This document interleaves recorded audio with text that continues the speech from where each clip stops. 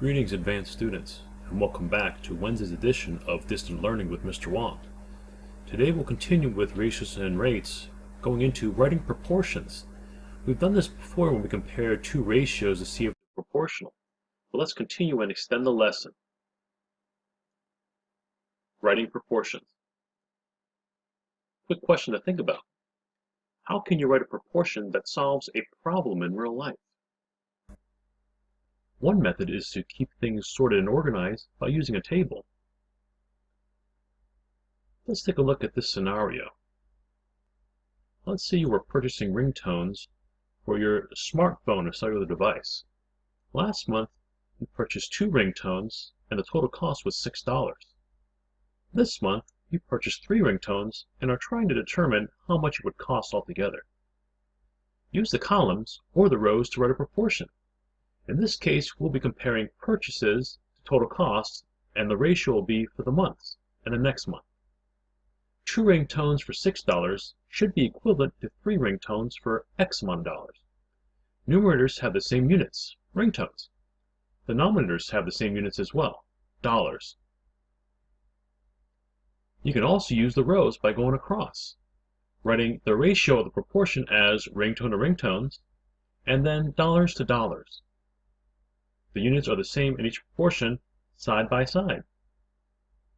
Both methods could be used to solve a proportion, either by performing scaling or by using cross products.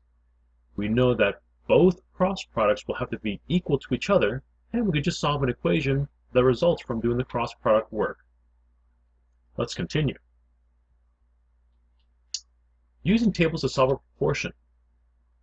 A chef increases the amount of ingredients in a recipe to make a proportional recipe. The new recipe has 6 cups of black beans. They want you to write a proportion that gives a number of X tomatoes in the new recipe. Organize the information in a table.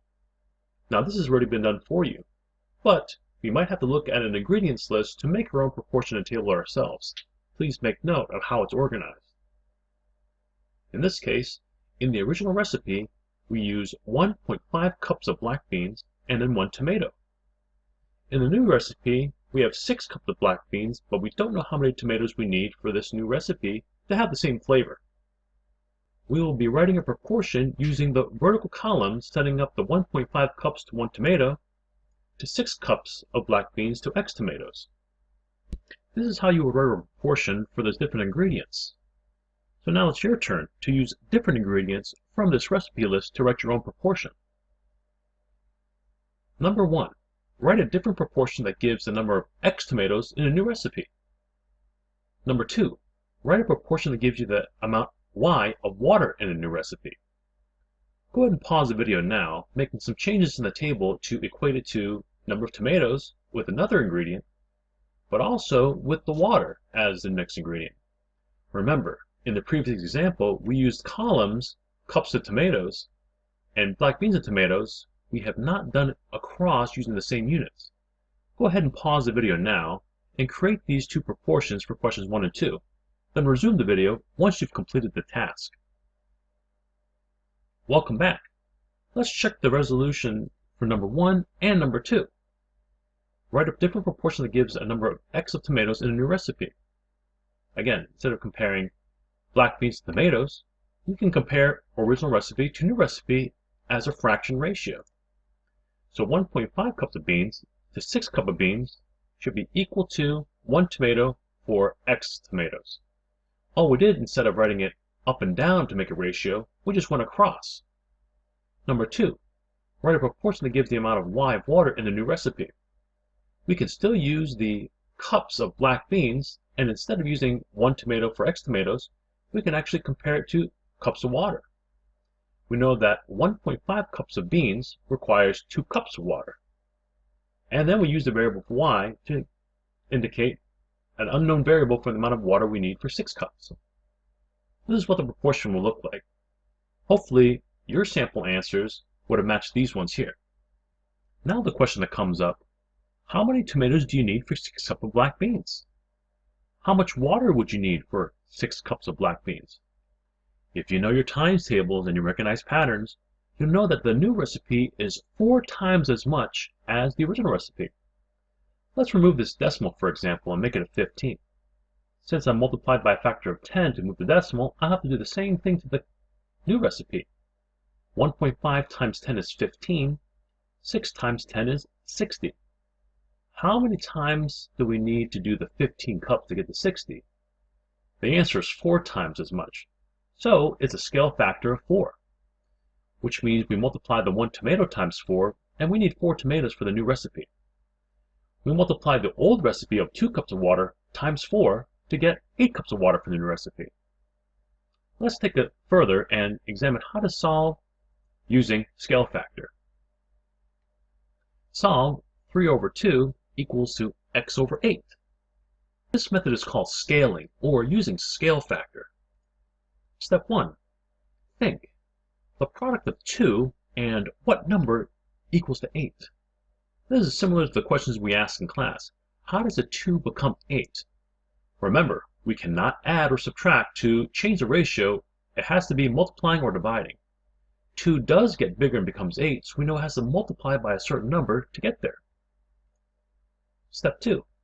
Because we know that the product of 2 and 4 is 8, we multiply the denominator by 4 and the numerator by 4 to find x. Because the golden rule suggests what you do to one side, you do to the other side. In this case, 2 times 4 becomes 8, so 3 times 4, we get the answer 12. The solution to x is x equals 12. Now many of you guys may be able to do this almost automatically because you guys can see patterns and you know your times tables. Let's use this method again and examine the new and old recipe concerning the black beans and tomatoes. Again, using the same method, we have to consider how does 1.5 become 6? Again, if you already know and can see patterns, I myself see a 15 and a 60 by making this larger by a factor of 10 just to get rid of the decimal. Since we know it's 4 times bigger, I have to make the 1 4 times bigger, and as you know, the result is 4. So now it's your turn. Use any method you wish, and usually we can have numbers that actually work well together. However, take a look at number 5. 21/24 is equal to x over 8. Now, I don't know about you, but perhaps maybe we can even scale this up or down. In the previous examples, we went from a smaller ratio to a larger ratio. In question 5, we have to go from a larger ratio to a smaller ratio. Do you know what tactics you might need to be able to solve this one? Answer these 4 questions by pausing the video using scale factor and be able to write a proportion for number 6. Then resume the video once you've completed the task. Welcome back. Let's have a look. By what scale factor does 5 become 20? If the guess is 4 times bigger, you're absolutely right. So 8 times 4 will give us a d equal to 32. How does 7 become a 14? It did get bigger, so it must have multiplied, and that's right, it multiplied by 2. Now we have to think, z has to be a number that if I multiply by 2, I would get 10. Can you guess what number that is? If you guess that z equals 5, you're absolutely right. Now let's work backwards since the variable's on the other side. We want to find out how x becomes 21. So we have to examine how 8 becomes 24. We know 8 is multiplied by 3, so we must do the same thing to the x and multiply x by 3. Or we can work backwards. 24 divided by 3 is 8, so 21 divided by 3 as well is 7. Let's check the proportion for number 6 to see if you've written yours correctly. We use the same 48/95 as the first ratio, and it says that the ratio of female students to all students is this. That means that the all students number is on the bottom. If the school has 950 students all together, where does the 950 go? In the numerator or the denominator? That's right, it's the denominator. We have to find the proportion of females who are students in this school. Now very simply, we can see that this is a scale factor of 10. 95 to 950. 95 times 10 is 950. So 48 times 10 is 480 female students. Now what if you were to get ratios that were not comparable, and let's say not in a multiplying family? Maybe uneven numbers, or numbers that you definitely can't multiply to reach, such as a 5 becoming a 13. We have to figure out a method to find the scale factor number by using a calculator. Again, how can we determine this number in number 5? How does 24 become 8? Well, if I divide 24 by 8, I get that special number 3 that I use as a scale factor. And the same will apply to all rational numbers that might not be really easy to multiply or divide. Pause the video to change the answers if you've not gotten these correct. But it looks like you're ready for the homework. Homework for lesson 14.3 is on pages 618 to 619, problems 5, 8, 18, and 22. Please be sure to show your work as you scale your proportions. That means I want to see the arrows and also how the numbers are changing, multiplying by 3 or dividing otherwise. You can find the homework by clicking the homework link for May 13, 2020 to download and complete. You can work on a sheet of paper and it is not required to print. Always copy the problem before solving though. Homework will be due by Friday evening, May 15, 2020, 11:59 p.m. Until next time.